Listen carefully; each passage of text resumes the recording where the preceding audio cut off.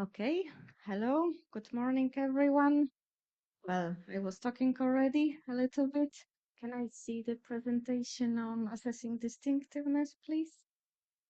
And yeah, well, my name is Monika Tomczynska. I was already introduced. I can just advance that I'm a team leader in business operations department, and my team deals with trademarks, designs, position, and we are involved in horizontal activities like conferences. And actually, let me show you that. Let's see if it works. That actually, I'm not a newcomer here.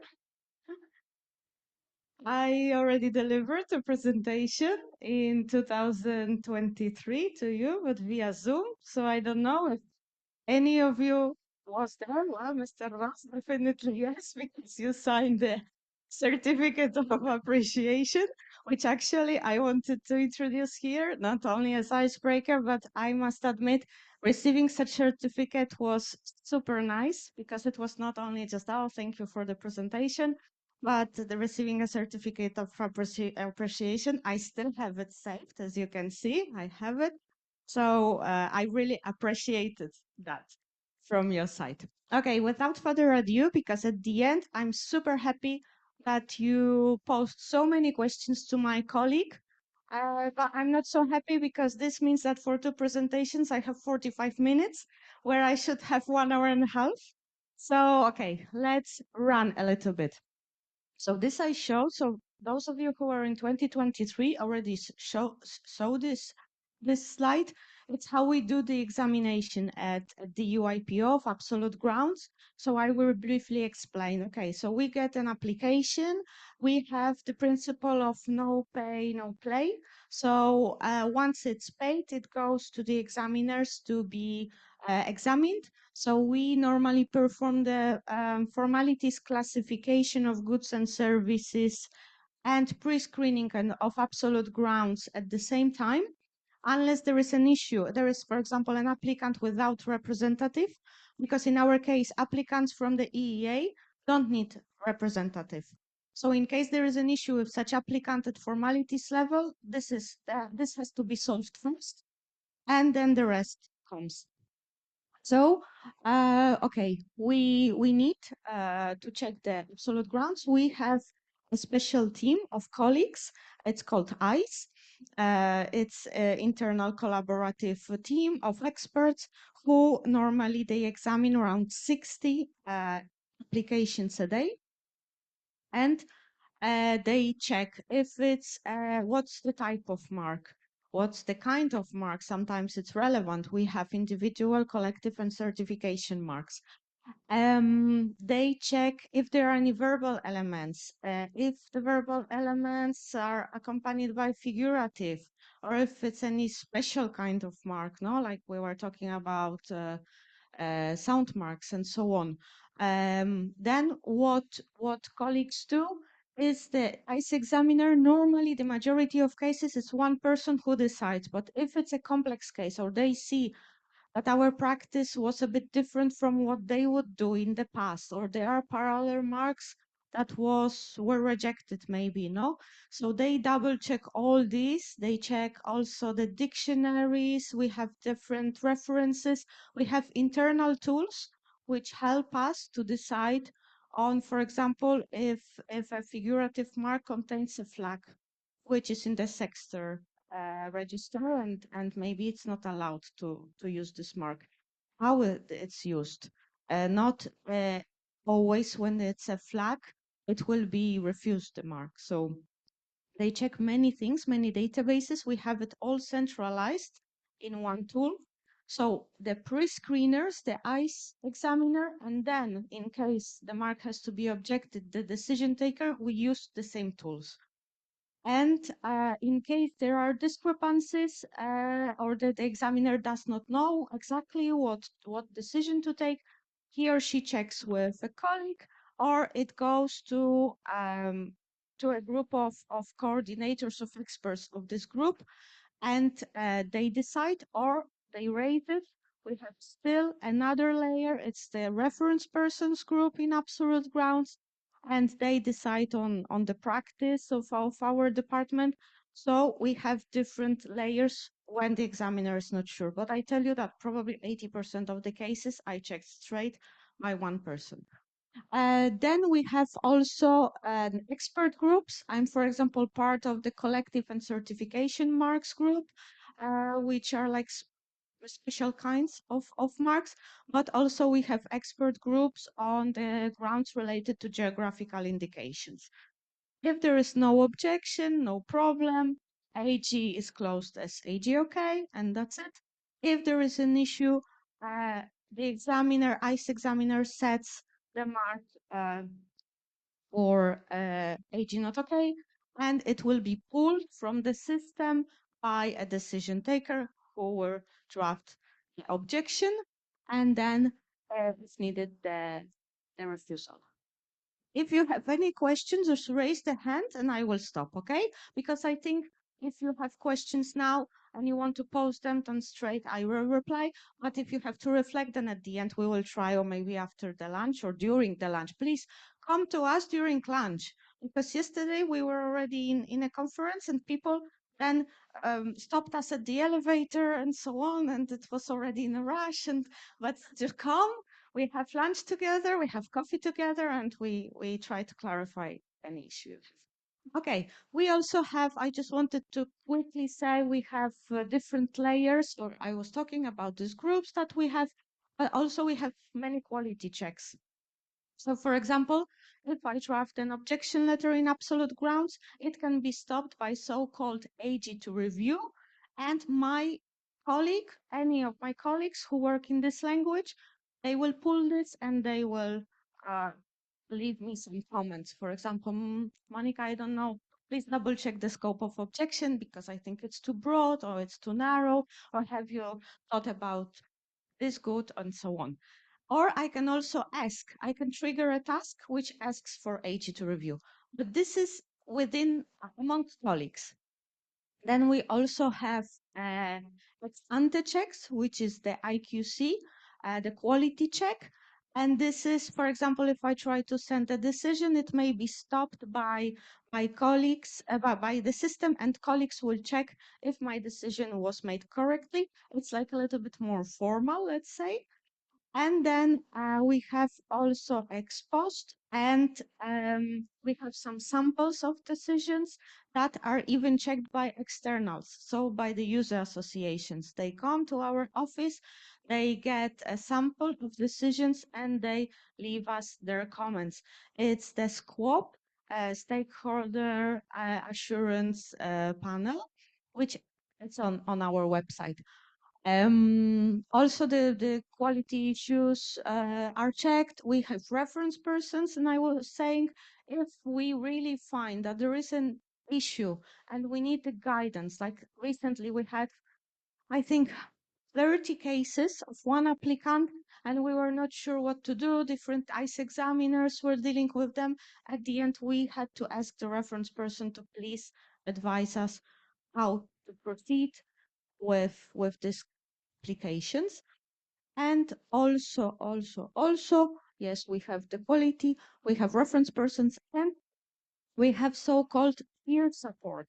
It's another group which, for example, imagine you drafted an objection. The applicant replies to you, and you say, they actually convinced me. I think the mark is distinctive, or it's not descriptive, because maybe it's something very technical, and the internet search, you thought that maybe something is wrong, or they really prove that they are the only person, no, who invented this term or whatever. So then we send a mail to our peer support colleagues and say, look, with this, what they sent me, or with this evidence, if it's acquired distinctiveness, do you think that we can actually accept it? And they will also advise us. So this is quick. Okay, I was telling you about the different databases we checked. Here you see, obviously we are bound by our regulation. Based on that, we have our practice, which is guidelines. So my presentation into 2023, because you have your guidelines, and we were a little bit discussing our guidelines, your guidelines, and so you know how it works, no? Basically. And then we obviously perform internet searches, check we have to check dictionaries because our problem, well, it's not a problem, but it's additional complication is that we have 23 languages in the European Union, the official languages. On top of that, we have some language which are recognized. Like, for example, we have big Chinese community. So sometimes maybe we should double check this, or Turkish community in Germany especially. We have regional languages like Catalan in Spain, like Barça, no? Barça is from Catalonia. So, but these are things that we have to take into account. So this is an additional, let's say, layer for us that we have to check all these languages. So we have links to official dictionaries, and then we have our databases like eSearch Case Law, eSearch Plus, TM class we check, but we also, for example, use acronym finder. If we have acronyms, the acronyms which we find in acronym finder, which can have relation with goods and services, which have 4 or 5 stars. We only take this into account. And then INN for class 5, GI view for classes related to foodstuff and beverages, etc., etc. Okay, so how we assess the distinctiveness? Well, this is the definition we have. I think just read it, please. I will not repeat it. I think it's quite similar to what we all have. So basically, in relation of goods and services, and in the view of consumer. So there was one question: what is in our case the consumer? Well, I think I went too far. Yes, average consumer standard. So as it was said before, it has been defined, Gonzalo was mentioning that in trademarks, which is different in designs, the average consumer standard is basically that it's a person who's reasonably well informed, observant and circumspect, but not necessarily linguistically skilled or analytical. What does it mean? Is that basically it depends also on the goods and services, no? So we were saying, for example, for foodstuff or everyday goods which you buy in the supermarket, they are not expensive. Probably the level of attention of average consumer will not be so high. It will probably change if it's a rocket scientist who will be really focused on the good or the service. And this is in general. Then we always check every case. So, for example, we can have an issue that we have a slogan for very specific goods, but then the level of attention of the specialist will not be necessarily so high because it's a promotional slogan. So there are different different issues. And then we also say that actually recently we had this guidance from the Boards of Appeal that mm, words from other languages. So basically, we talk here about English, not necessarily have to be known by the public in different languages, unless they are very basic words. So we took from the dictionaries the A1 classification. Like in the Cambridge Dictionary, when you enter, you see the classification of what level do you need to know the word. So A1 normally is the one which we consider people know. So here, okay, briefly, wait, I'm not going to the good direction. Can we, sorry, can we go back? Because I'm just clicking back. Please go back, go back. I will tell you when to stop. Back. Yeah, please. Oh, okay, no, I will just, yeah, okay, good. So Here you have some examples. I will not tell all of them because I remember you have very similar practice concerning distinctiveness, so I will not really mention every example, like, I don't know, 2000 for wines. Obviously, it's non-distinctive. It could be perceived as a year, no? Easy wash for washing detergents and so on.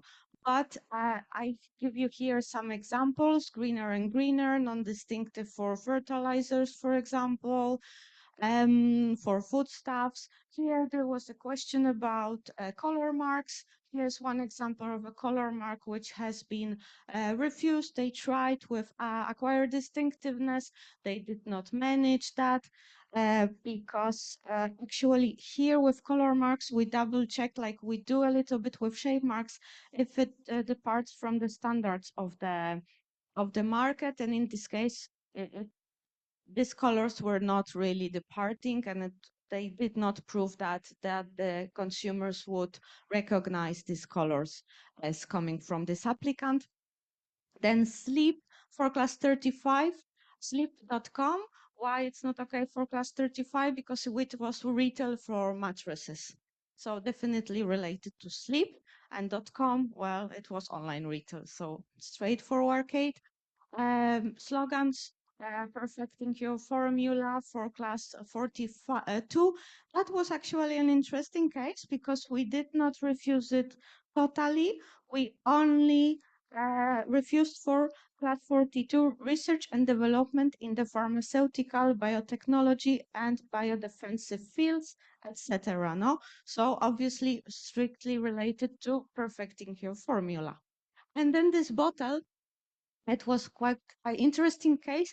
This one was refused, but a parallel one, it was actually accepted by by the boards of appeal. So you can check all these cases. And as I was saying, these are all my cases. You can see that we deal with different types of marks and the outcomes. Average consumer I talked about. Okay, so in our case, briefly, we have to consider that we are 23 languages, 27 countries of the European Union. So if a mark is descriptive or non-distinctive in Polish, bad luck. If you did not prove acquire distinctiveness, you will not get protection in all the European Union. So it's only to mention this quickly. And acquire distinctiveness. This is, as we were saying, if the mark is non-distinctive, but the applicant can claim that their mark acquired distinctiveness, then they have to state it clearly, and then we will examine. So, for example, for the color mark, as there is no tag, then the applicant will have to prove acquired distinctiveness in the whole territory of the European Union, and with some exceptions like extrapolation and so on, but these are my minor things. Let's say I will not get into them. And if they are words, then they have to prove acquire distinctiveness for the territory when the mark is non-distinctive. So as in my example before, if it's non-distinctive in Poland, they will have to prove for Poland, but it gets complicated with other languages. So for example, German, they will have to prove in Germany, Austria, and at least in Germany, Austria, but sometimes in other countries also. English is tricky one. So as I was saying, if it's a more complicated word than in Ireland and Malta, if it's a basic word, then normally in the Scandinavian countries, which was on my previous slide, normally Scandinavians have very high level of English. So probably we will also ask them to show acquired distinctiveness in the Scandinavian countries like Sweden, Finland, Denmark. Okay, what else? I mentioned the languages also, and obviously they have to prove for all the goods and services which are in the application. And what we take into account is that I will just read normally the market share held by the mark, how intensive, geographically widespread and long-standing use the mark has been, the amount invested by the undertaking in promotion, the proportion of the relevant class of person who, because of the mark, identify goods as originating from a particular undertaking. And we take normally, there are direct evidence, which are opinion polls, but they have to be well prepared, because we've seen, especially with color marks, that the applicants failed because they had leading questions in the opinion polls, and this is not acceptable by us. And then statements from third parties, so normally from chambers of commerce. These are the most important statements. Then the rest, like invoices, how much money they spent in advertising, market share. These are additional documents which we will take into account for our examination. So it's normally the proportion of people who recognize the mark as coming from an undertaking, and normally long-standing use and extensive use will help. Not necessarily. Sometimes we got cases of like sport events, for example, where the use did not have to be very long, but it has to be extensive, and basically the relevant public has to recognize the mark. So also it will depend, for example, if it's everyday product, then you have to show for the general public. If it's something very specific, for example, for the doctors, medical personnel, then the sector of people is smaller. So this, in a nutshell, about acquired distinctiveness. And now selected examples, and now I need your involvement. You showed it very well with Christine, so I hope you will be like that with me. Okay, because there is no planet B for cosmetics, goods in class 16, 18, 21, well, the application was rejected, the boards of appeal confirmed, and as Christina did, I also did a spoiler. So obviously there is a negative result. It's a slogan. So for this everyday goods, everyone will see it as a basic slogan that we have no time, we cannot mess up with our planet, no? I think I should be, yeah. Okay, so here a position mark. We did not see yet a position mark. The description from the applicant, the trademark consists of the color yellow, Pantone. They have to specify the colors. Apply to the inside of the motor hat, and the color blue applied to the whole body of the motor as shown. Do you think that this mark could be accepted for this very specific goods and this combination of colors, blue and yellow? A quick one, yes, no? Someone, one person from the back that your colleagues don't see. You cannot, yes, no, would you accept it? I think I heard a yes, even though some of you are still thinking. Yes, that was a positive result. It's a quite specific good. The colors are not really used in the market, so we did accept this mark. And I can also show you that it's very interesting because they also disclaim part, no? So in this position mark, that not only claim color, which then would be, because remember, color is without contours. So if they want to have position or part of mark, they have to show the contours. Okay, motion mark. Motion of a chief adding salt to a piece of meat. Do you know this chief? Salt Bag, he's called, I think. Yeah, I just came here through Istanbul and I saw his restaurant actually at the airport.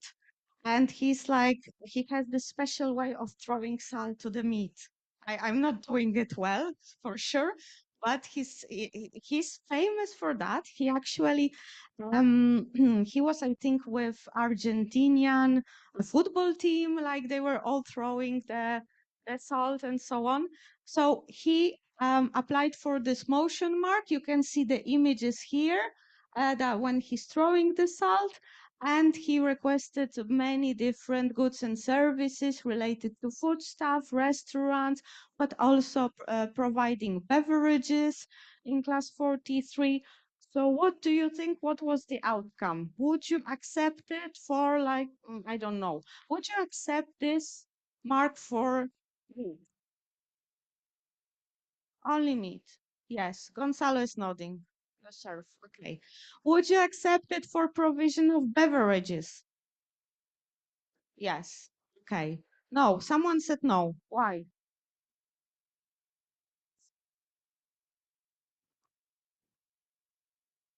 Salt. Yes, exactly. Yeah, salt or pepper, so nothing to do with beverages. Exactly. Perfect. But for restaurant services or for preparation of food, would you accept this mark if he's throwing salt to the meat? No. So, but he tried to, because we refused for restaurants for the preparation of food, we refused the mark, and he tried acquire distinctiveness, and that actually is very interesting case. I invite you. I don't have time today, especially with the timing now. I don't have time, but you have here the reference of the case. Read it because he tried to show us that his mark is well known. It's quite known, but he was not able to show it's known by the relevant consumer in the European Union because for example, he provided a lot of evidence from social media. But the problem with social media, so this is very interesting case because now we get more and more evidence from social media, from the internet, but it's on one side, it's super available to everyone, but on the other side, to prove to whom it's available, it's quite tricky. So, because all your likes in Facebook, where are they coming from? So, we actually have very nice also webinar from one of our colleagues. She's saying, giving advice to the applicants how to provide evidence from the internet. So using Wayback Machine, also asking the social media and Google to show where this all clicks and visits and visualization come from. There are ways for the applicants to really request the internet providers and the social media providers to show where the clicks come from. And this is important. This gentleman, he's known, but he did not manage to prove that he's known for enough part of relevant public in the European Union. So please read this case. Okay, let's go to the virtual world. Well, here, this is a bit of classification, so you can see how we define the virtual goods. They refer obviously to non-physical items intended for use in the course of trade, and they can merely depict real-world goods. Well, I don't know, shoes. They may emulate functions of real world goods. So, for example, you go to a virtual shop, you try the dress, you say, my avatar looks nice, okay, I buy it. No? So it's a metaverse now. We see that it's not only a closed environment, so that you don't only buy the dress for your avatar, but you can also buy it in the metaverse and you get the good actually at home. So it's an online market. And then we have also the goods may represent items which have no equivalent in the real world. So I don't know, my private spaceship. No, obviously I don't have it. I would love to, but yet, maybe in the future. Okay, for the services, the same. They can be provided via online and virtual, so real world services that can be provided via online and or virtual environments. The services which can be developed for the virtual and environment that emulate real world words. What's the difference? The one on top, it's my dress, which my avatar tried, and I get it at home, so I'm wearing it now. And the other one is the sausage. My avatar is eating, and I'm still hungry. So that's the difference. And also, services developed for the virtual environment without counterparts in the real world. So knowing their favorite dinosaur. Definitely, at least with the technology right now, it will not happen, even though there is the Jurassic Park movie. Okay, so now one case, it was still quite difficult to find an interesting case for this. This is actually, I'm proud of my country, Metaverse drink from Poland, application for non-alcoholic beverages in class 32. What do you think about this? So here it's interesting case because 32 is a class of real beverages. So you all have water. This is class 32. But if it would be metaverse drink, in our practice, it would be class 9 because it's something which is virtual. So what do you think was the outcome of this case? Do you think that because it even went to the boards of appeal? So what do you think? What would, if it went to the boards of appeal, obviously first instance refused it. So what do you think the boards of appeal said? Remember, metaverse drink, but for real water.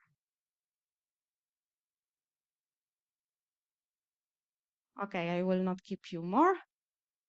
The result was negative, but why? Actually, first instance said, yeah, because it can be virtual water, and the boards of appeal say, no, class 32, it's real water.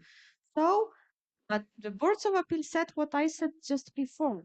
Boards of appeal said, but what can happen is that you can see this drink in the metaverse and it's an online market. So maybe then you will get it at home. So boards of appeals concentrated on this idea of of a marketplace, virtual marketplace. So also very interesting case. There's another parallel, so please read them. This is like first guidance from our boards of appeal on these cases. Hopefully we will have more. And well, finally, European cooperation, as Christina was mentioning, we work with the different countries, European countries, on cooperation. So here you have two examples of convergence of practices. This one is a bit old, but it talks about distinctiveness. So figurative marks containing descriptive and non-distinctive words. So you can see how here evolves our, so when we see, I don't know, only flavor and aroma written in cursiva, and then how the applicant could improve the mark so that it could be more registerable, and then distinctiveness of three-dimensional marks containing verbal and or figurative elements also related to distinctivity. Okay, so that was my presentation.